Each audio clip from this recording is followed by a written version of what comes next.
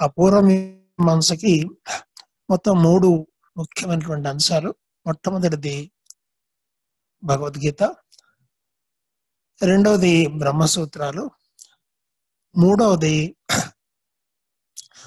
దశ ఉపనిషత్తుల వ్యాఖ్యానం. ఈ మూడింటిని సమన్వయం చేసుకుంటూ వ్యాస మహర్షి చెప్పిన దాన్ని అర్థం చేసుకోవడానికి ప్రయత్నించినప్పుడు మాత్రమే ఆయన ఏం చెప్పారని తెలుస్తుంది.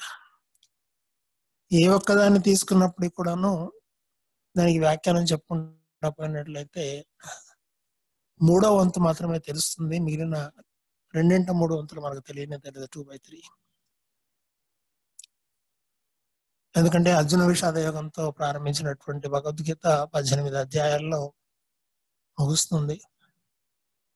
అలాగే దశ ఉపనిషత్తులు ఏవైతే ఉన్నాయో ఆ దశ ఉపనిషత్తుల్లో కూడాను వాటిలో ఉండే విషయాలన్నీ కూడా భగవద్గీతలో కనిపిస్తాయి. ఈ రెండింటిని సమన్వయం చేసుకుంటూ అధాతో బ్రహ్మ జిజ్ఞాస అంటూ బ్రహ్మసూత్రాలని అందిస్తారు. ఈ మార్గంలోనే గత 5,000 ఏళ్ల బట్టి భారతదేశంలో ప్రపంచవ్యాప్తంగా కూడాను ఇదే సాధనా పద్ధతిని, ఇదే పద్ధతిని అనుసరిస్తూ వస్తూ ఉన్నాం.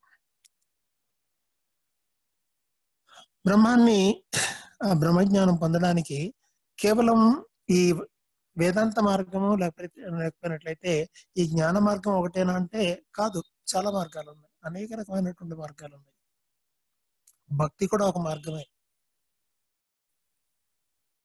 కేవలం కర్మయోగం కూడా ఒక మార్గమే, అలాగే యోగము ఒక మార్గమే. షడ్దర్శనాలు చెప్పినటువంటి ఇప్పుడు దీన్ని తీసేస్తే మిగిలిన 5 దర్శనాలు కూడాను ఆ భగవంతుడి బ్రహ్మ జ్ఞానాన్ని ప్రసాదించేటటువంటివి. మానవ జీవిత లక్ష్యమైనటువంటి ఆ భగవత్ తత్వాన్ని అనుభూతిలోకి తీసుకోవడానికి మానవుడికి ఉన్నటువంటి అధికారము, హక్కు మిగిలిన ఏ ప్రాణికి కూడాను ఈ భూమి మీద లేవు. ఎందుకంటే ఆ మనిషి మనసు ఏదైతే ఉందో అన్ని ప్రాణుల మనసు కంటే కూడాను విభిన్నమైనటువంటి ఒక తత్వం కలిగి ఉంది. అది ఏంటి అని చెప్పినప్పుడు యుక్త విచక్షణ జ్ఞానం మనసు అంటాడు వ్యాసుడు. ఆ మనసును వాళ్ళ 4 భాగాలు చేస్తాడు ఆయన. చిత్తం, అహంకారం, బుద్ధి, మనసు అని 4గా పడతాడు. జ్ఞాన మార్గం మొత్తం కూడాను ఈ మనసు మీదనే ఆధారపడుతుంది, ఈ అంతఃకరణ మీదనే ఆధారపడుతుంది. మోక్షము అని ఏదైతే చెప్తా ఉన్నామో అక్కడ వ్యాసుడు ఇలా చెప్తాడు, మనసే మోక్షానికి కారణం, మనసే బంధానికి కారణం అని చెప్తుంటాడు. ఇక్కడ సంస్కృతం నుంచి మన తెలుగులో కానీ భారతదేశం మొత్తం ప్రపంచం మొత్తం కూడా చాలా వరకు భగవద్గీతనే ప్రామాణికంగా తీసుకోవడం జరుగుతుంది.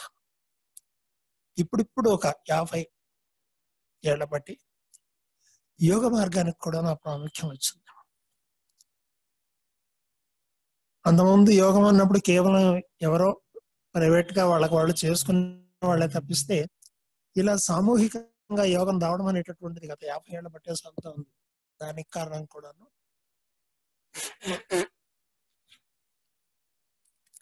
బ్రహ్మాండ పురాణంలో వ్యాసుడు ఈ విషయం చెప్పాడు. నేను ప్రవచించినటువంటి ఏ జ్ఞాన మార్గం అయితే ఉందో పూర్వమీమాంస, ఇది ప్రపంచంలో 5,000 ఏళ్ల పాటు ఉంటుంది. అటు తర్వాత అక్కడి నుంచి మార్పు వస్తుంది అని దగ్గర 50-100 ఏళ్ల బట్టి అది ఆయన చెప్పినటువంటి పీరియడ్ కంప్లీట్ అవుతా ఉంది.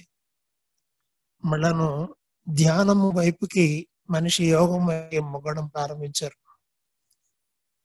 అందుకోసమే మరి నరేంద్ర మోడీ గారు ప్రపంచవ్యాప్తంగా యోగానికి ఒక గుర్తింపును తీసుకొచ్చి ఐక్యరాజ్య సమితిలో జూన్ 21వ తారీఖు ప్రపంచంలో ఉండే 144 దేశాలు యోగా దినోత్సవాన్ని మరి చేస్తా ఉన్నారంటే యోగాన్ని ప్రపంచవ్యాప్తం చేసినటువంటి ఒక ఘనత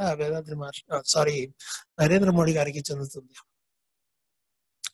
అయితే పామరులకు కూడా ఈ యోగాన్ని అందించేటటువంటి ఒక నరేంద్ర మోడీ గారి కంటే ముందే 1975 నుంచే వేదాద్రి మహర్షి గారు ప్రారంభించారు.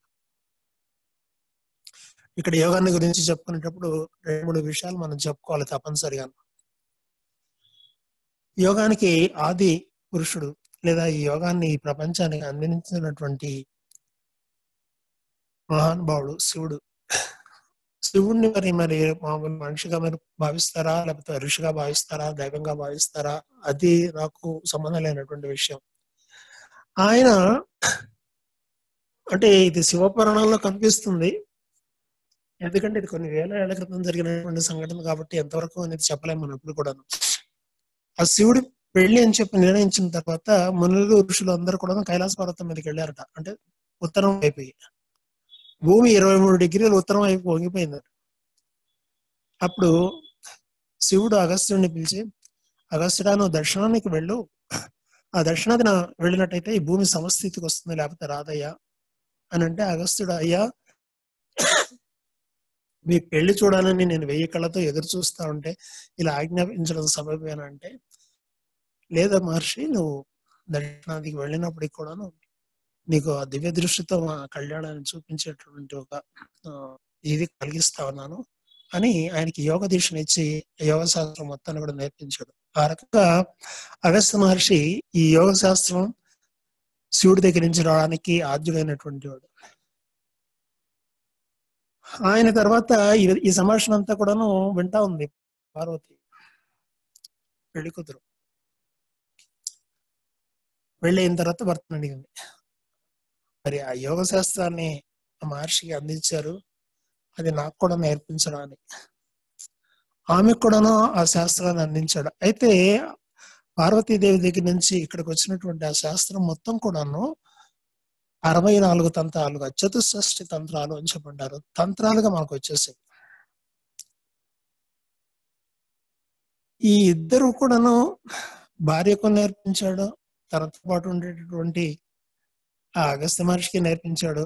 ఎదురుగా కూర్చొని నిరంతరం కూడా ఆ శివుడు తప్పిస్తే వేరే ధ్యాస లేనటువంటి నందీశ్వరుడికి అడగాల వద్దా అనుకొని అడిగాడు, మహాప్రభు వీళ్ళిద్దరికి అందించావు, ఆ బ్రహ్మ విద్య నాకు కూడా ఇవ్వవా అని.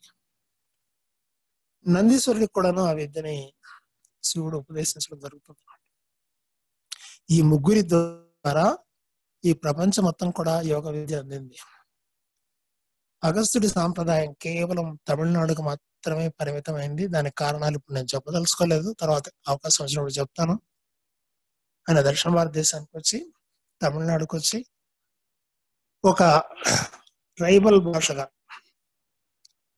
అంటే గిరిజన భాషగా ఉండేటటువంటి తమిళాన్ని సంస్కరించి నీకు ఒక వ్యాకరణము, ఒక భాషా రూపాన్ని సృష్టించి ఆ భాషలో ఈ యోగ శాస్త్రం మొత్తాన్ని కూడా, ఒక యోగ శాస్త్రం అంటే మీరు అందరూ కూడా యోగం అంటే యోగమే అనుకుంటున్నారు.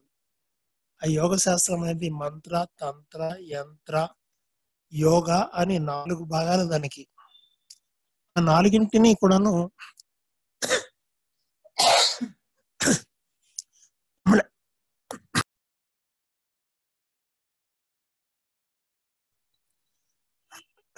ఆ 4ంటిని కూడాను తమిళంలో నిక్షిప్తం చేయడం జరిగింది. అయితే ఇక్కడ ప్రాబ్లం ఏంటంటే, సంస్కృతంలో ఉండే వేదాల్లో ఉండే విషయాలు చెప్పినప్పటికీ లేదు, ఇటు వ్యాసుడు చెప్పినటువంటి ప్రస్థానత్రయంలో, ప్రస్థానత్రయం అంటే మళ్ళీ ఇంకోటి వేరే అనుకోవద్దండి, బ్రహ్మసూత్రాలు, భగవద్గీత, 10 ఉపనిషత్తులు, వీటిని ప్రస్థానత్రయం అని చెప్పంటారు. వాటిలో కానీ లేదా ఈ ఋషులు మునులు చెప్పినటువంటి విషయాన్ని అర్థం చేసుకోవాలనుకున్నప్పుడు వాళ్ళ మనసు ఏ వేవ్ లెంగ్త్ లో ఉందో ఆ వేవ్ లెంగ్త్ లోకి వెళ్ళినప్పుడు మాత్రమే అర్థమవుతాయి.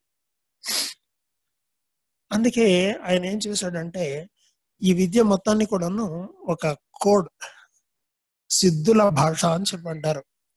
తమిళం లాగానే ఉంటుంది, తమిళం కాదు. తమిళం కాదంటే తమిళమే. అది తమిళమా అంటే తమిళం లాగా అర్థం చేసుకుంటే మాత్రం వేరే భావన వస్తుంది. దానికి ఆ సిద్ధుడు ఇచ్చినటువంటి డెఫినేషన్ కోడ్ చూసుకుంటే మాత్రమే ఆ పదం అర్థం అవుతుంది. ఎందుకు ఇదంతా చెప్పుకుంటా వస్తానన్నప్పుడు, వేదాద్రి మహర్షి గారు మనకు అందించినటువంటి ఈ బ్రహ్మజ్ఞానము అనేది ఏదైతే ఉందో దానికి ఆయన ఫాలో అయినటువంటి సాంప్రదాయం ఏదైతే ఉందో అగస్త్య మహర్షి ఇచ్చినటువంటి సిద్ధ సాంప్రదాయం. ఆయన జీవిత కథను చదివినప్పుడే చాలా చిన్నప్పుడే ఆయన సిద్ధుల యొక్క పాటల చేత ప్రభావితం అవడం చూస్తాం మనం. 1981లో మొట్టమొదటిసారి కాయకల్ప ఆయన కండక్ట్ చేసినప్పుడు ఆయన ఈ ఈ పద్యాన్ని చెప్పడం జరిగింది. ఇప్పటికి కూడా తమిళ పుస్తకాలు మరి ఉందో లేదో తెలియదు కానీ నేను ఫస్ట్ ప్రింట్ లో చూసినప్పుడు తమిళంలో కాయకల్ప అనే పుస్తకంలో లాస్ట్ పేజ్ లో అగస్త్య మహర్షి పాట 8 చరణాలతో ఉండే పాట ఉంది. దాని నుంచే మనకు కాయకల్ప వచ్చింది. ఈ రకంగా యోగంలో సిద్ధ విద్య అయినటువంటి దాంట్లో వేదాద్రి మహర్షి గారు మనకు దాన్ని సులభతరం చేసి అంత కఠినంగా ఉండేటటువంటిది. కఠినం ఎందుకు చెప్తానంటే వాటిలో ఉండేటటువంటి ప్రాక్టీసెస్ సాధనలు ఏవైతే ఉన్నాయో ఆ సాధనలన్నీ మనం చేయాలంటే అయ్యేటటువంటి పని కాదు. అటువంటి క్లిష్టతరమైనటువంటి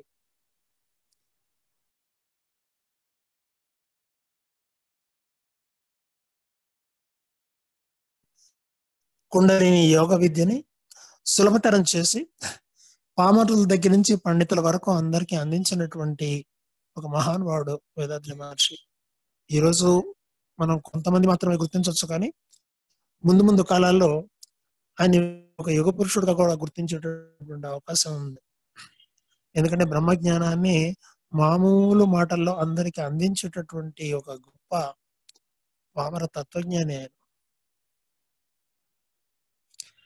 ఇది సంక్షిప్తంగా మనకు మన వెనక ఉండేటువంటి గురు పరంపర యొక్క వేదాద్రి మహర్షిని ఫాలో అయ్యేటటువంటి వాళ్ళ యొక్క గురు పరంపర యొక్క సాంప్రదాయం చెప్పి పార్వతీదేవికి నుంచి వచ్చినటువంటిది తంత్ర మార్గం అయినట్లయితే శాక్తేయ సంప్రదాయాలు పూజలు అవన్నీ కూడా అమ్మవారికి సంబంధించినవన్నీ కూడా తంత్రాలే.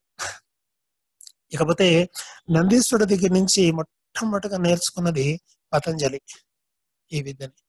చిదంబరంలో పతంజలి ఆ యోగ సూత్రాలు కూర్చొని రాశారు. ఆ చిదంబరంలోనే పతంజలికి, వ్యాఘ్రపాదుడికి, తిరుమలకి, జైమినికి ఈ నలుగురికి కూడాను ఆనంద తాండవం చేస్తూ శివపార్వతులు దర్శనమిచ్చినటువంటి చోటు ఆ చిదంబరం. ఓకే, ఈ రకంగా యోగంలో 3 భాగాల్లో మనం అగస్త్యుడి సిద్ధ సాంప్రదాయం ఫాలో అవుతూ వస్తా ఉన్నాం. ఇది చెప్పడం కోసమే నేను ఇంత ఉపద్ఘాతం చెప్పాల్సి వచ్చింది. ఇక్కడ మహర్షి గారు ఆ బ్రహ్మజ్ఞానము అని చెప్పి తమిళంలో చెప్పేటప్పుడు ఏం చెప్పారు అని చెప్పంటే ఇరై నిలై అని చెప్పన్నారు. దాన్ని ఎందుకు ఆయన ఇరై నిలై అనేది కూడా చెప్పారు ఆయన. ఇరైవన్ అంటే భగవంతుడు, నిలై అంటే నిలయం అని 2 పదాలుగా దాన్ని విభజించి అర్థం చేసుకున్నట్లయితే భగవంతుడు ఉండేటువంటి నిలయం గుడి అనుకుంటారు, కాదు.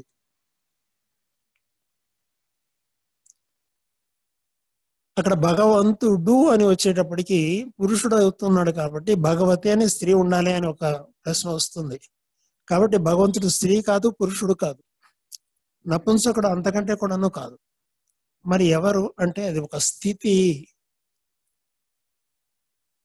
ఎలాగైతే నడవడం అనేటటువంటిది ఒక స్థితో, ప్రాణి ఉదాహరణకు మనిషి 1-2 ఏళ్ల బట్టి నడవడం ప్రారంభించిన తర్వాత ఆఖరి శ్వాస వరకు ఏదో ఒక రోజు ఏదో ఒక టైంలో నడుస్తూనే ఉంటాడు. ఆ నడక అనేది ఒక స్థితి. అట్లాగే ఆ భగవంతుడు అనేటటువంటి కూడా నిరంతరం సృష్టిస్తూ లయం చేస్తూ ఉండేటటువంటి ఒక స్థితి. దానికి నామరూపాలు కానీ లేకపోతే లింగ భేదాలు కానీ కాలం కానీ ఇవన్నీ కూడా ఏం వర్తించవు. అందుకే నిరాకారం, నిర్గుణం, నిశ్శబ్దం అని అన్ని నీతో బోల్డ్ అని చెప్తారు భగవంతుడికి. అవన్నీ ఏవి కాదు అంటారు. అలాంటి భగవతత్వాన్ని తమిళంలో చెప్పడానికి స్వామీజీ ఎన్నుకున్న పదం ఇరై నిలై, భగవత్ స్థితి. భగవత్ స్థితి అని నేను తెలుగులో ట్రాన్స్లేషన్ చేసినట్లయితే కొంత చాలా వరకు వ్యతిరేకం రావచ్చని ఆ మాస్టర్ గైడ్ లో బ్రహ్మజ్ఞానము అని పెట్టాను. ఆయన కూడా బ్రహ్మజ్ఞానులారా అంటున్నారు కాబట్టి ఇది సరిపోతుందని చెప్పి ఆ పదాన్ని వాడడం జరిగింది. అంటే ఆ భగవత్ స్థితిని, ఆ బ్రహ్మ జ్ఞానాన్ని మనకు అందించడానికి వేదాద్రి మహర్షి గారు ఏం చెప్పారు అనేటువంటి విషయాన్ని కొంచెం సంక్షిప్తంగా చెప్పి ఆ బ్రహ్మ జ్ఞానంలోకి వెళ్తాను. భగవత్ స్థితి లేదా బ్రహ్మ జ్ఞాన తపో వివరణ. నేను ఈ తెలుగులో ట్రాన్స్లేషన్ చేసేటప్పుడు తమిళ నుంచి దీన్ని యథాతథంగా తీసుకుని తెలుగులోకి తీసుకున్నాను. ఆయన చెప్పినటువంటి ఒక 2-3 విషయాల్ని మీకు ఇప్పుడు చదివి వినిపించి ఆ తర్వాత బ్రహ్మజ్ఞానం వివరణలోకి వెళదాం. ఏది దైవం? తమిళ భాషలో దేనిని దైవం అని చెప్తున్నామో దానిని ఉత్తరాది భాషలో బ్రహ్మము అంటున్నారు. దేనిని దైవం అని అంటా ఉన్నాం? మనం నివసిస్తున్న భూమి, భూమికి ఆవల ఉన్న సూర్యుడు, చంద్రుని పోలినటువంటి ఉపగ్రహాలు, నక్షత్రాలు మరియు ప్రాణులు, మానవులు మొదలైన అన్నింటినీ ఆవిర్భవించి పనిచేయించి లయం చేసేది ఏదో అదే దైవం అని మునుపటి పెద్దలు మనకు చెప్పారు. మనం ఆ విషయాన్నే జ్ఞాపకం పెట్టుకున్నాం. కానీ ఆ దైవం ఏది అయి ఉంటుంది అనేది మాత్రం మన తెలివికి అందలేదు, మన వివేకానికి అందలేదు. దైవం అనే భావనకు పునాదిగా ఉన్నవి మతాలు. కొన్ని మతాలలో దైవం ఒక్కటే అని, అది అరూపం అని చెప్పబడుతూ ఉన్నది. కొన్ని మతములు అనేక దైవాలను గురించినటువంటి విషయాలను, దైవములుగా అనేక రూపాలను సూచిస్తున్నాయి. ఇందువల్లనే మానవ జాతిలో దైవాన్ని గురించినటువంటి విషయాల్లో అనేక సందేహాలు తలెత్తినాయి. పైగా మన పెద్దలు దైవాన్ని పూజించాలని, ఆ విధంగా పూజిస్తే దుఃఖం కలగదని, సుఖాలు సమకూరి జీవితానికి కావలసినవన్నీ దొరుకుతాయని, దైవం మనల్ని రక్షిస్తాడని చెప్పారు. దీనిని నమ్మి సుస్పష్టంగా తెలియని దైవాన్ని ప్రజలు పూజించడం ప్రారంభించారు. కానీ నిజానికి మానవ జీవితం సుఖంతో నిండిపోయినచో సంరక్షింపబడినదిగా ఉందో అంటే లేదు. దైవం ఏది అనే విషయాన్ని స్పష్టంగా తెలుసుకుని సక్రమంగా పూజించే దారిలో పడితే మానవ జాతి సుఖ సంతోషాలతో వర్ధిల్లుతుంది అని తెలియచేయడమే వేదాద్రి మహర్షి అందించిన బ్రహ్మజ్ఞానం.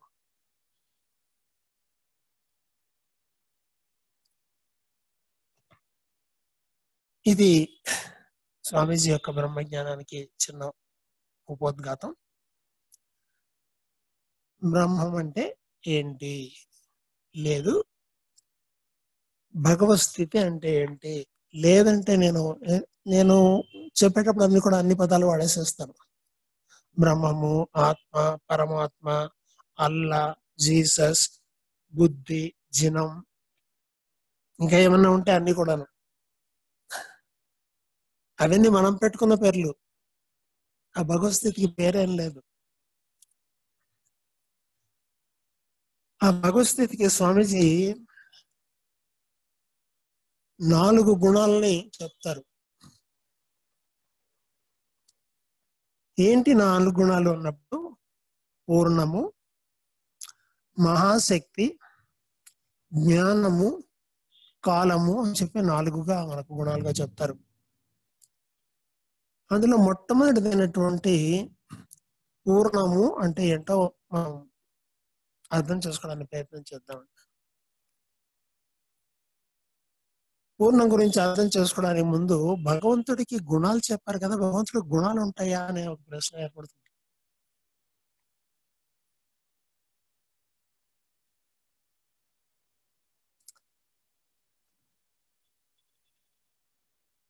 భగవంతుడి గుణాలు ఉంటాయా నిజంగా? గుణాలు ఉన్నట్లయితే భగవత్ స్థితి ఎందుకు అవుతుంది అని అంటే, ఇవి బయటకు కనిపించేటటువంటి వ్యక్తి లోపల ఉండేటటువంటి గుణ సంపద లాంటిది కాదు. అయితే పదాలు శబ్దం వాడాలి కాబట్టి ఆ భగవత్ స్థితిలో అంతర్లీనంగా దాగి ఉన్నటువంటి 4 అంశాలని చెప్పడమే ఇక్కడ 4 గుణాలు అని పదాలను వాడడం జరుగుతుంది. అందుకోసమే భాష ఏం చేస్తుందంటే భగవంతుడిని దాచేస్తుందట. ఎందుకంటే ఆ పంచ జ్ఞానేంద్రియాలు మనసు ఆగిన తర్వాతే భగవతత్వం అనుభూతిలోకి వస్తుంది. ఇక్కడ భాష వాడేటప్పుడు ఇక తప్పదు. ఎందుకంటే బ్రహ్మజ్ఞానము అని చెప్పాలన్నప్పుడు భాషను తప్పనిసరిగా వాడాలి. కానీ బ్రహ్మజ్ఞానాన్ని భాష కూడా వాడకుండా అందించే ఒక తత్వం ఒకటి మనకు కనిపిస్తుంది.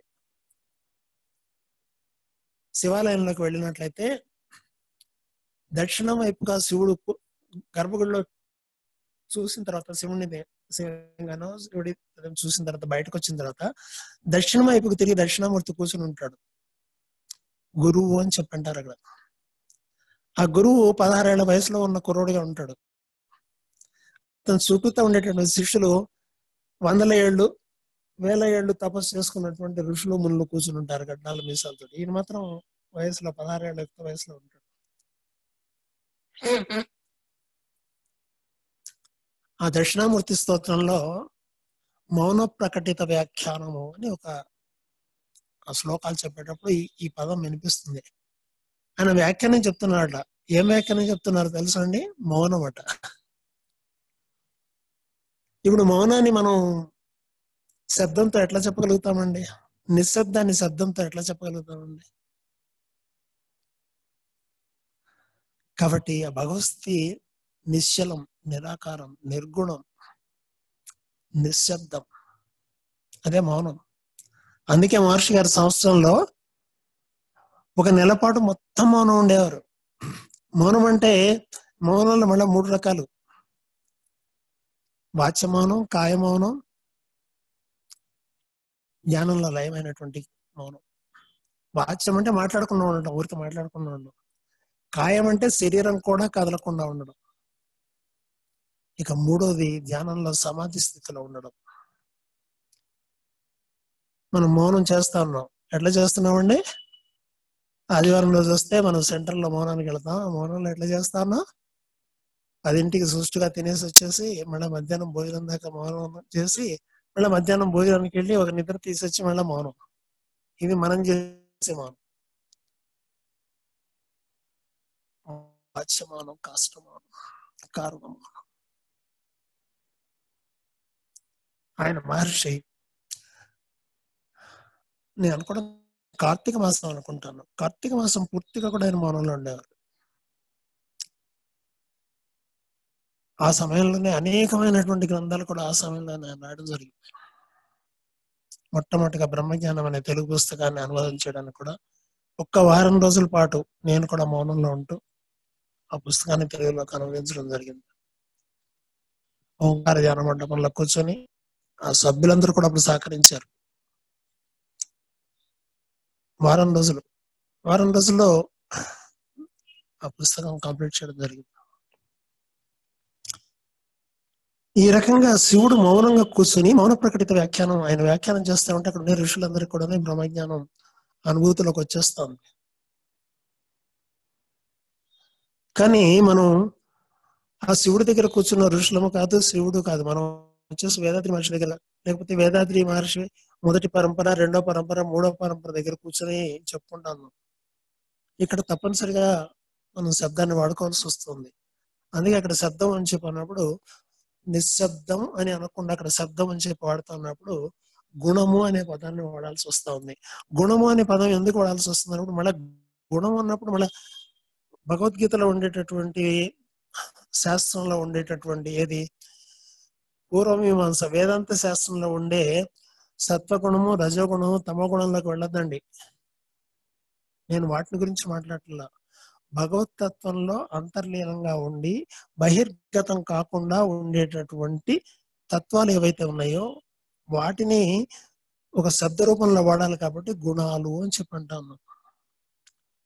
ఆ గుణాలు ఏవి అని చెప్పన్నప్పుడు, లేదా ఆ భగవద్ అంశాలు ఏవి అని చెప్పన్నప్పుడు, 1 పూర్ణం, 2 మహాశక్తి, 3 జ్ఞానం, 4 కాలం. ఈ పూర్ణాన్ని గురించి చెప్పుకునేటప్పుడు మళ్ళీ ఒకసారి వేదాల్లోకి వెళ్ళేసి ఉపనిషత్తుల్లో ఆ వేదాలు మళ్ళాను 4గా వేదవ్యాసుడు, ఆ పేరు చూసారు ఎట్లా కలుస్తుందో? ఆయన పేరు వేదవ్యాసుడు, ఈయన పేరు వేదాద్రి. ఆ వ్యాస భగవానుడు భారతదేశం మొత్తంలో ఉండే అనేక సంప్రదాయాలన్నింటినీ కూడా ఒకటిగా చేర్చి వాటిని 4గా విడగొట్టి 4 మరి వేదాలుగా అందించి ఆ 4 వేదాల్లో కూడా మళ్ళీ 4 అంగాలు.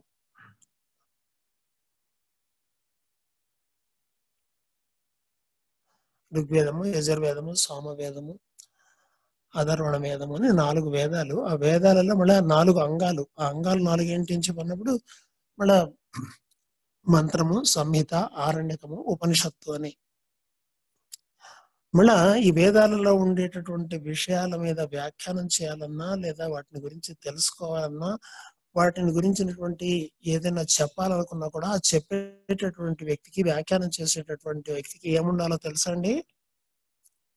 8 వ్యాకరణాలు తెలిసి ఉండాలట, నిరుక్తం అనే శాస్త్రం తెలిసి ఉండాలట, జ్యోతిష శాస్త్రం తెలిసి ఉండాలట. ఇన్ని తెలిస్తే కానీ దానికి అర్థం చెప్పడానికి మనకు అధికారం లేదు అని చెప్పంటారు. అట్లాంటప్పుడు ఉపనిషత్తుల మీద ఎవరు ఇష్టం వచ్చినటువంటి చెప్పుకుంటూ వెళ్ళిపోతాను. ఇంకా అన్యాయం ఏంటంటే ఆ చెప్పినటువంటి శృతిని మన ఇష్టం వచ్చిన శృతిలో పాడుకుంటున్నామండి. పూర్ణం అనేటటువంటి దానికి ఉపనిషత్తుల్లో నేను అనుకోవడం, మాకు జ్ఞాపకం సరిగ్గా ఉన్నట్లయితే శుక్ల యజుర్వేదం అని చెప్పనుకుంటున్నాను, లేదా ఋగ్యజుర్ సామవేదాల్లో ఏదో ఉపనిషత్తులకు మాత్రం ఈ శాంతి మంత్రాన్ని ఉపయోగించడం జరుగుతుంది. ఓం పూర్ణమద పూర్ణమిదం పూర్ణాత్ పూర్ణముదచ్యతే పూర్ణస్య పూర్ణమాదాయ పూర్ణమేవావశిష్యతే. ఓం శాంతి శాంతి శాంతి. ఓం పూర్ణమద పూర్ణమిదం పూర్ణాత్ పూర్ణముదచ్యతే పూర్ణస్య పూర్ణమాదాయ పూర్ణమేవావశిష్యతే. ఇది వేదాలలో చెప్పిన పూర్ణమైనట్లయితే మహర్షి మనకు మామూలు మాటల్లో చాలా స్పష్టంగా చాలా ఈజీగా చెప్పేస్తారు ఆయన. భగవస్థితిలో ఉండేటటువంటి పూర్ణము అనేటటువంటి గుణం ఏదైతే ఉందో ఒక్కసారి ఆలోచించండి. ఈ ప్రపంచంలో ఉండేటటువంటి ఈ సమస్త విశ్వంలో ఉండేటటువంటిది ఏదన్నా బయటికి తీసి ఇంకో చోట ఎక్కడైనా పెట్టడానికి వీలుందా అని చూడండి. అలాగే ఆ తీసినటువంటిది లేకుండా ఈ విశ్వం ఉందా అని చూడండి అని అంటారు. అంటే దాని లోపలే అన్ని పుడతా ఉన్నాయి, దాని లోపలే అన్ని కూడా లయమవుతా ఉన్నాయి. దానికంటే భిన్నంగా కూడా ఏది కూడా లేదు. అతి పూర్ణత్వం. ఈరోజు మా కొవ్వూరు నుంచి వచ్చిన పేరాశ్రీర్ గారు మన చేత పంచ ఇంద్రియ తపస్సు చేయించారు. కొవ్వూరులో గోదావరి, తూర్పు గోదావరి, పశ్చిమ గోదావరిలో పూర్ణం అనడానికి వేరే అర్థం ఉంది. అలాగే మా కృష్ణా గుంటూరు డిస్ట్రిక్ట్ వాసులకు కూడా పూర్ణం అంటే వేరే అర్థం ఉందండి. ఇక్కడ నేను ఇప్పుడు ఈరోజు బెంగళూరులో ఉన్నాను. మరి ఈ బెంగళూరు వాసులకు పూర్ణం అంటే వేరే అర్థం ఉంది. ఇక్కడ పూర్ణం అంటే హోళీగడ్డ పూర్ణం అని చెప్పంటారు. మేము కృష్ణా డిస్ట్రిక్ట్ వాళ్ళము, గుంటూరు డిస్ట్రిక్ట్ వాళ్ళము పూర్ణం అని చెప్పినట్లయితే పప్పు బెల్లాలతోటి మరి బియ్య పిండిలో చేసినటువంటి దాన్ని పూర్ణం అని చెప్పంటాం. అక్కడ బూరెల్ని పూర్ణం అని చెప్పంటారు. ఇంతకీ నేను చెప్పొచ్చే పూర్ణం కృష్ణా గోదావరి జిల్లాలతో, లేకపోతే తూర్పు పశ్చిమ గోదావరి జిల్లాలతో, లేకపోతే బెంగళూరు పూర్ణమో కాదండి. భగవస్థితిలో ఉండేటటువంటి పూర్ణం. పూర్ణాన్ని గురించినటువంటి పూర్తి అవగాహన ఈరోజు చెప్పలేకపోయాను. రేపు మళ్ళా కంటిన్యూ చేస్తాను. ఎందుకంటే గంట సేపు కంటే ఎక్కువ కూర్చున్నట్టయితే ఏంటంటే సైన్స్ ప్రకారం ఏం చెప్తారంటే 40 నిమిషాల మించి ఏదన్నా చెప్పినట్లయితే చెవుల నుంచి పోవడానికి బదులు తల మీద నుంచి పోతుందట. 15 నిమిషాలే చెవుల్లోంచి బుర్రలోకి వెళుతుంది. రెండో 15 నిమిషాల్లో కొంత బుర్రలోకి అర్థం అవుతుంది. మూడో 15 నిమిషాలు లేదా 10 నిమిషాలు తల మీద నుంచి వెళ్ళిపోతుందట. ఆ తర్వాత చెప్పేది ప్రవాహమే తప్పిస్తే ఉండేది మనకేం మిగలదు. కాబట్టి పూర్ణత్వాన్ని గురించి మళ్ళా రేపు ఈ రకంగా నేను చెప్పుకుంటా వెళ్ళేటట్లయితే మహర్షి గారు అందించినటువంటి బ్రహ్మజ్ఞానం చెప్పడానికి 2-3 రోజుల్లో అవుతుందో లేదో అయితే తెలియలేదు. నా ప్రయత్నాన్ని నేను చేస్తాను. లోకా సమస్తా సుఖనో భవంతు, సర్వే జనా సుఖనో భవంతు. ఈ రోజు ధ్యానంలో పాల్గొన్న సభ్యులు, వారి కుటుంబ సభ్యులందరూ కూడా సుఖనో భవంతు. ఈ రోజు కార్యక్రమాన్ని ఇంతటితో పూర్తి చేస్తా ఉన్నాం. మళ్ళీ రేపు సాయంత్రం 5 కలుసుకుందామండి. సుఖనో భవంతు.